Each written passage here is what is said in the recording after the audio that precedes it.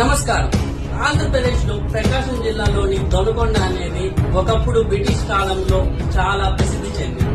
ఇది emergency airport కాకుండా central railway కూడా చేసింది. కాగా దొనకొండ నుంచి నేరుగా వివిధ రాష్ట్రాలకి రైలు మార్గం ఉంది. అయితే అక్కడికి వచ్చే ప్రతి రైలు దొనకొండ స్టేషన్ లో ఖచ్చితంగా ఆగాల్సిందే. కాక ఇప్పటి వరకు కొండవీడు ఎక్స్ప్రెస్ అనే ఒక ఎక్స్ప్రెస్ ఉంది, డైరెక్ట్ గా మచిలీపట్నం టు ఎలంక జంక్షన్. ఇప్పటి వరకు గుంటూరు తర్వాత నర్సరావుపేట డైరెక్ట్ మార్కాపురం మాత్రమే ఆగుతుంది. దీనివల్ల దర్శి, పొదిలి వంటి ప్రాంతాల్లో రైల్వే స్టేషన్ ఇప్పటి వరకు లేదు కాబట్టి చాలా వరకు దొనకొండ మార్గమే ఎంచుకుంటారు. అక్కడున్న ప్రజలు నిరసన చేయటం వల్ల ప్రభుత్వం కూడా సమావేశాలు జారీ చేసింది. నేటి నుంచి కొండవీడు ఎక్స్ప్రెస్ రోజు మార్చి రోజు దొనకొండలో ఖచ్చితంగా ఆగాల్సింది.